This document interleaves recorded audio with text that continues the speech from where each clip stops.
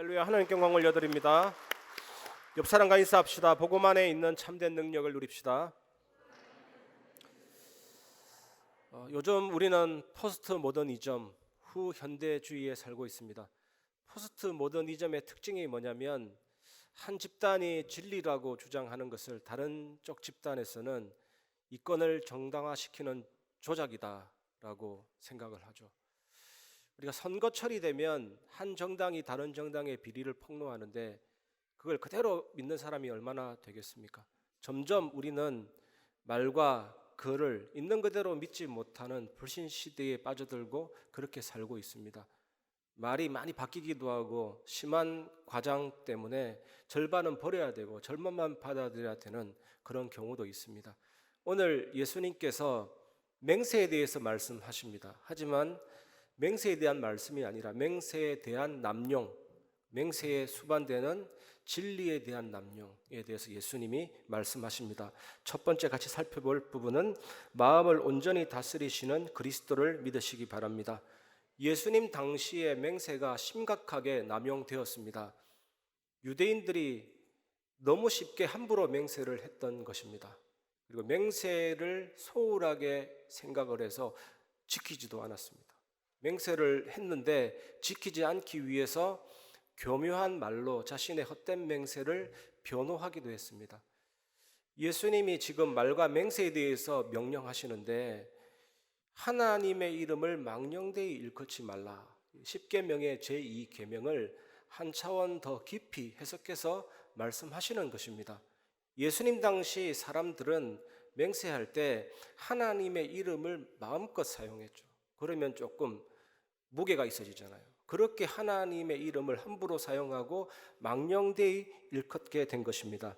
마태복음 5장 33절 34절 또 옛사람에게 말한 바 헛맹세를 하지 말고 내 맹세한 것을 주께 지키라 하였다는 것을 너희가 들었으나 나는 너희에게 이르노니 도무지 맹세하지 말지니 하늘로도 하지 말라 이는 하나님의 보좌임이요. 도무지 맹세하지 말라는 말씀은 맹세 자체를 절대로 하지 마라는 말씀이 아니고 유대인처럼 저렇게 맹세하지 마라.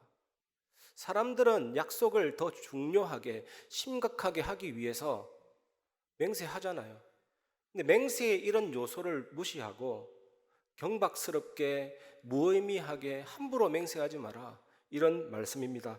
성경에는 맹세를 절대적으로 금하지 않습니다. 여러분, 야곱의 12아들 중에 제일 먼저 죽은 인물이 요셉이거든요.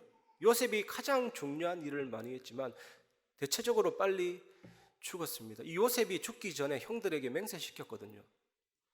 창세기 50장 25절에 요셉이 또 이스라엘 자손에게 맹세시켜 이르기를 하나님이 반드시 당신들을 돌보시리니 당신들은 여기서 내 해골을 메고 올라가겠다 하라 하였더라. 요셉은 자신의 유골이 애굽이 아니라 고국에 묻히기를 원했습니다. 왜 이런 유언을 했을까요? 하나님이 아브라함, 이삭, 야곱에게 맹세하신 것이 있거든요. 그것을 요셉이 마음에 깊이 간직한 것입니다. 그게 뭐냐면 갈라디아 3장 16절 말씀 보면 이 약속들은 아브라함과 그 자손에게 말씀하신 것인데 여럿을 가리켜 그 자손들이라 하지 아니하시고 오직 한 사람을 가리켜 내 자손이라 하셨으니 곧 그리스도라. 어떻게 맹세했습니까? 처음에는 너로 말미암아 천하 만민이 복을 받을 것이다. 이제 조금 지나서는 네 씨로 말미암아 천하 만민이 복을 받을 것이다. 이제 나중에는 그리스도로 말미암아 천하 만민이 복을 받을 것이다. 그리스도를 통한 세계복음화, 우리가 붙잡고 있는 그 언약입니다. 그것이 요셉의 마음에 있었습니다. 약속의 땅, 메시아 그리스도가 오실 그 땅에 내 유골이 묻히기를 바랬고 맹세시킨 것입니다. 우리가 복음이라고 할 때 항상 세 가지 측면을 기억해야 됩니다. 하나님 나라의 복음, 천국 복음, 하나님이 통치하시고 다스리시는 복음, 천국에서 완전히 통치하시고 다스리십니다. 이 땅에서도 우리를 하나님의 자녀로 하나님의 백성으로 통치하시고 다스리시는 복음, 그 왕이시며 제사장이시며 선지자이신 그리스도께서 나를 책임지시는 복음인데 그러려면 두 번째가 중요하죠. 죄 사함 받아야 되고 용서함 받아야 되고 사단에서 빠져나와야 되고 저주장에서 빠져나와야 되고 그래서 예수님이 이 땅에 오셨고 갈보리산에서 죽으시고 부활하셨습니다. 우리의 모든 죄를 사하시고 구원의 문을 여시고 부활하셔서 사망과 사탄과 죽음의 권세를 정복한 것입니다. 저주재앙을 끝낸 것입니다. 그리고 감람산에서 성천하셨고 마가다라 방에 임하셨고, 세 번째는 우리가 이 사실을 믿을 때 성령에 의해서 시공간을 초월해서 우리가 그리스도 속에 들어갔기 때문에 예수님의 죽음과 부활과 승천이 나의 체험이 된 겁니다. 아브라함의 자손이 된 겁니다. 언약의 백성이 된 겁니다. 요셉이 이것을 알았기 때문에 실제로 몸의 부활 신앙이 있었기 때문에 나를 이곳에 내 뼈를 묻어달라 이렇게 맹세시킨 것입니다. 사도행전 21장에 보면 빌립 집사의 네 딸이 나옵니다. 이 네 딸은 처녀로서 예언을 했습니다.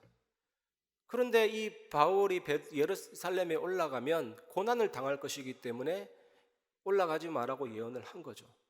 그리고 유다에서 아가보라는 선지자가 또 내려와서 바울의 띠를 가지고 자기 손과 발을 묶고 예루살렘에 올라가면 이 띠의 임자가 이렇게 결박당하고 고난당할 것이다 라고 예언했습니다.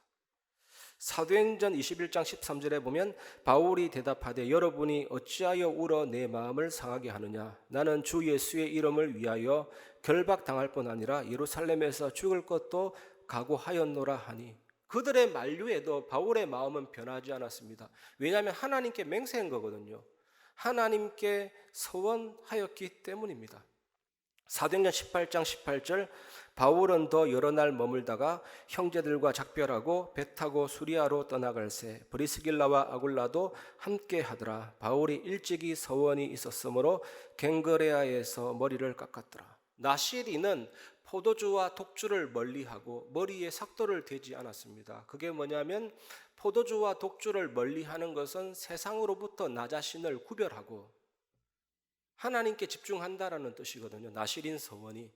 머리에 삭도를 대지 않는다라는 것은 내 머리 꼭대기 위에 내 생명줄을 잡고 있는 하나님이 계신다. 내 생명을 하나님께 드린다. 이게 나시린 서원입니다.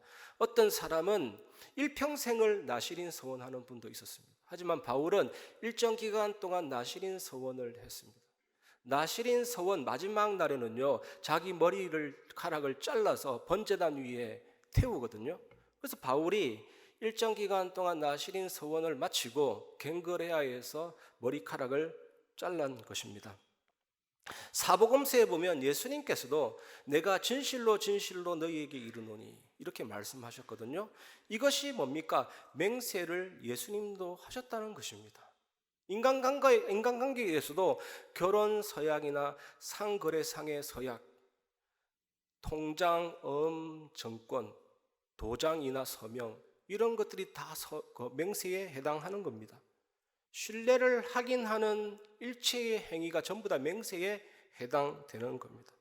그렇다면 예수님께서 맹세 자체를 금지하셨겠습니까? 금지하시지 않았습니다. 성경과 인간의 현실도 맹세 자체를 정지하지 않거든요. 유대인들처럼 맹세하지 말라 이런 말입니다. 하나님의 이름을 망령되이 일컫지 말라 이런 말입니다. 혀는 마음과 감정의 종이거든요. 그 마음과 감정에 의해서 혀가 움직이죠. 그래서 마음과 정신 상태가 통제되지 않으면 결코 혀를 조절할 수가 없습니다.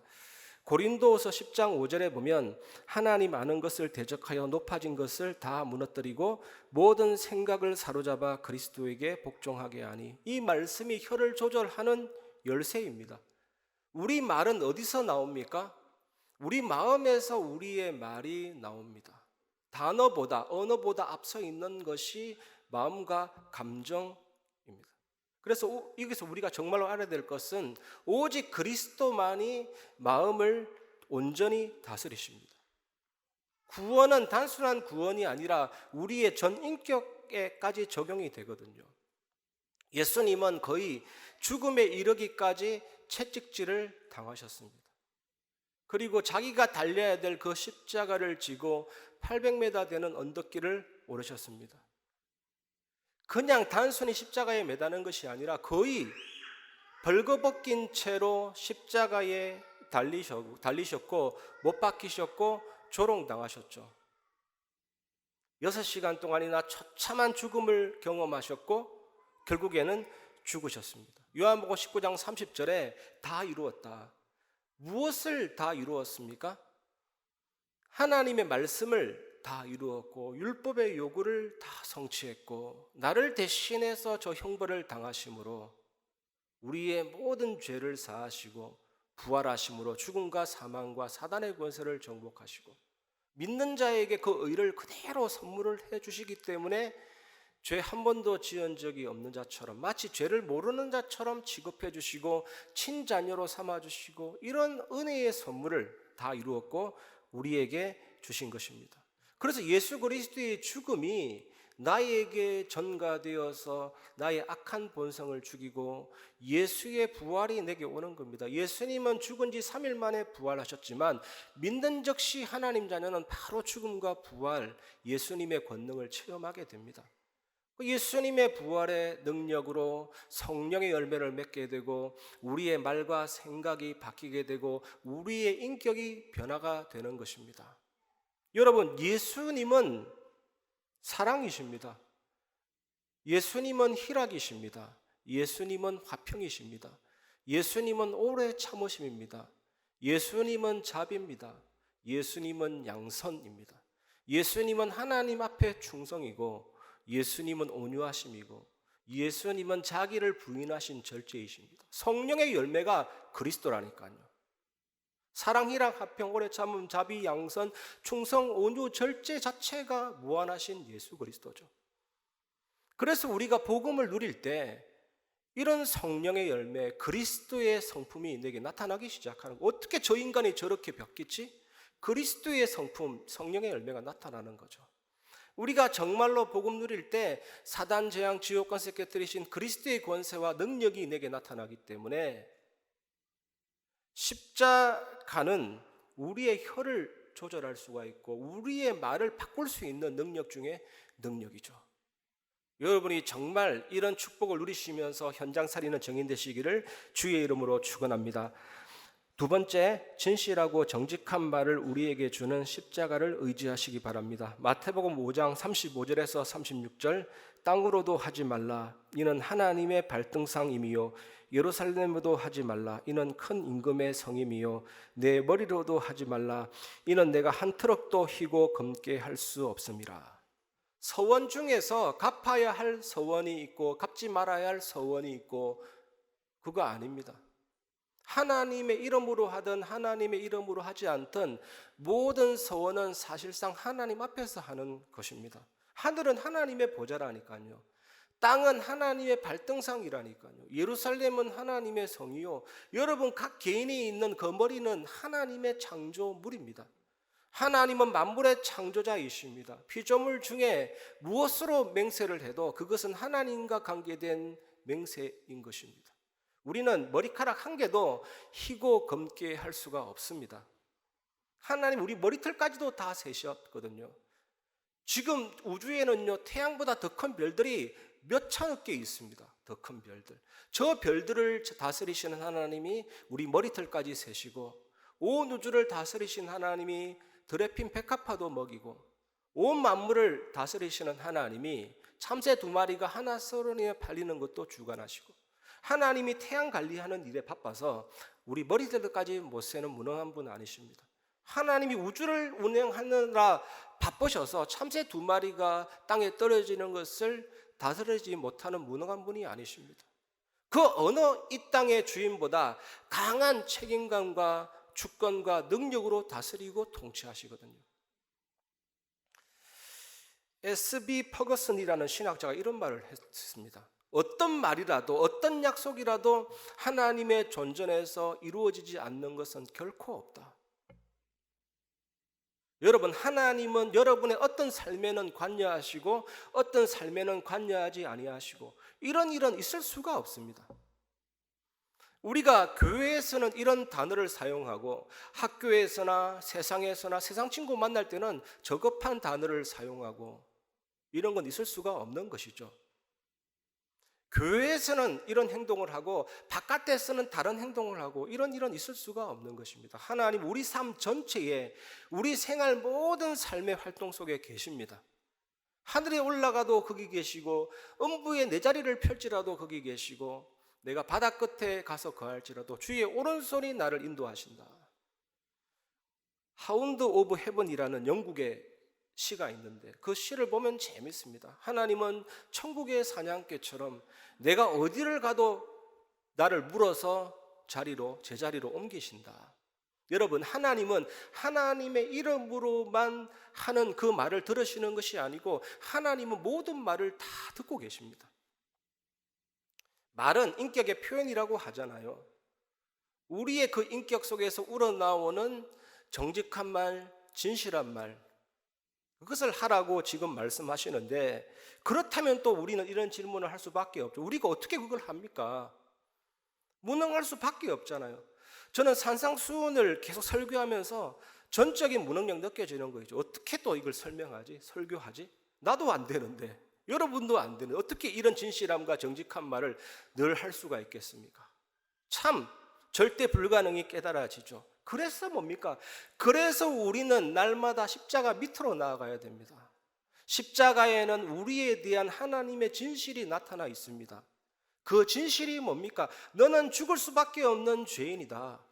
네가 이 십자가에 달려야 해.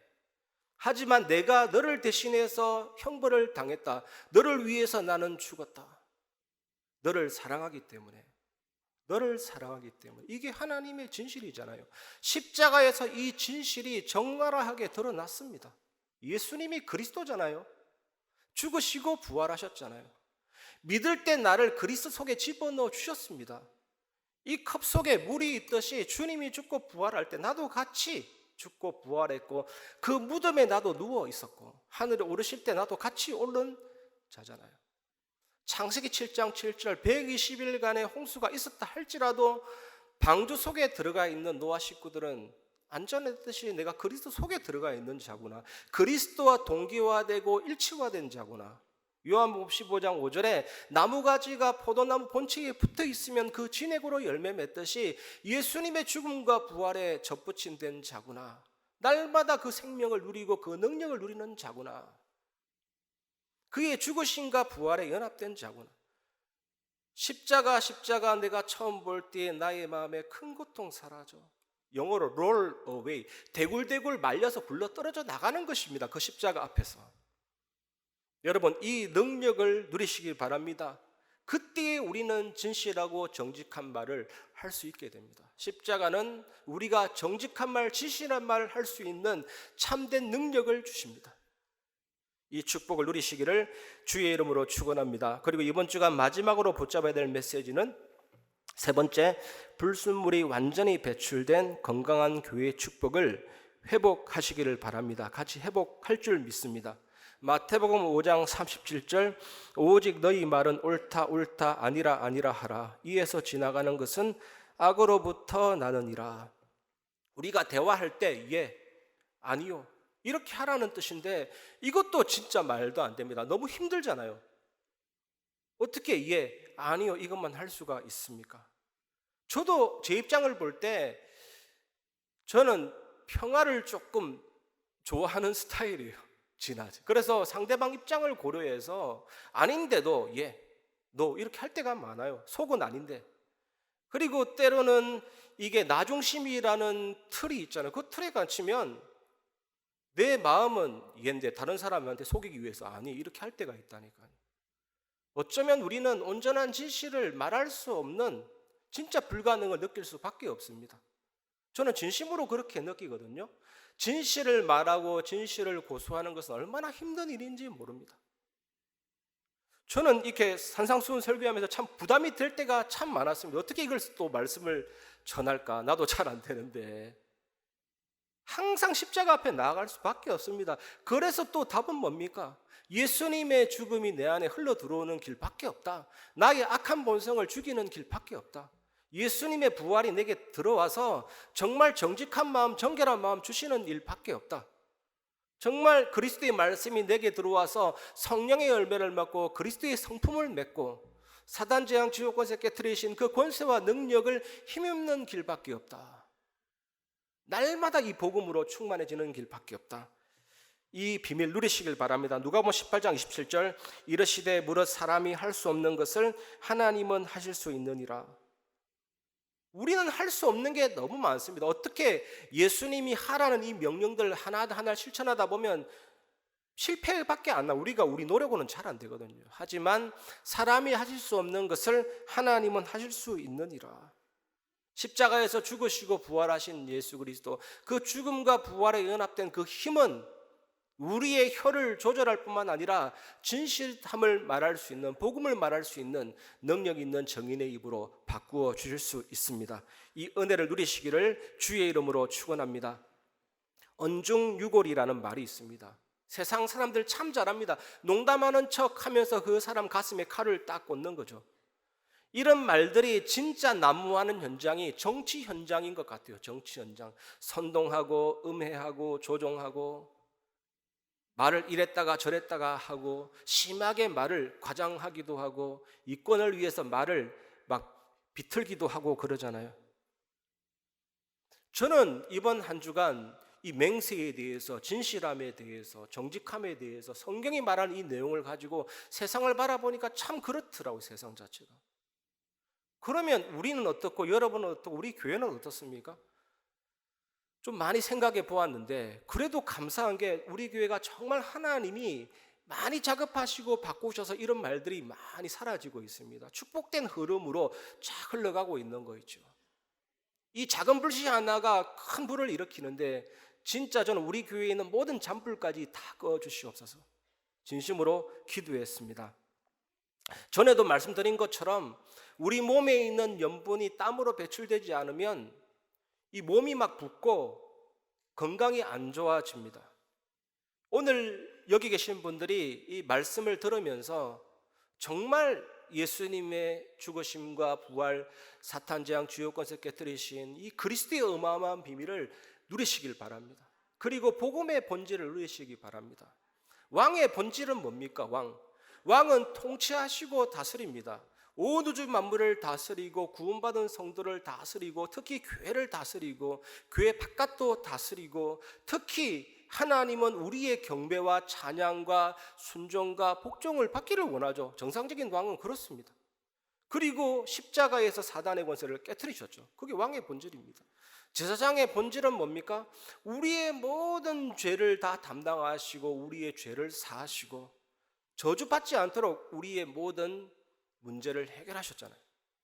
선지자의 본질은 뭡니까? 하나님 만나는 길이고 구약의 선지자들은 항상 하나님의 말씀을 전달했습니다. 그리스도를 통해서 하나님의 말씀이 정확하게 이해되고 깨달아지고 그리스도의 말씀이 풍성하게 임하는 것이 선지자거든요. 여러분 정말 이 복음의 엄청난 본질을 누리시기 바랍니다. 그리고 나서 우리들이 딱 모이면 어떻게 됩니까? 이 불순물들이 바깥으로 빠져나갈 수밖에 없죠. 모든 불순물들이 다 배출된 건강한 교회, 힘 있는 교회, 세상 살리는 그런 능력의 교회로 세워지게 될 줄 믿습니다. 이 축복 누리는 증인 되시기를 주의 이름으로 축원합니다. 말씀을 마무리하겠습니다. 어떻게 하면 우리 말이 바뀔 수 있습니까? 좀 전에 말씀드린 것처럼 단순한 언어 문제가 아닙니다. 마음의 문제, 인격의 문제잖아요. 그래서 말씀을 마음에 담으시기를 주의 이름으로 축원합니다. 이스라엘의 그 땅은 좀 희한합니다.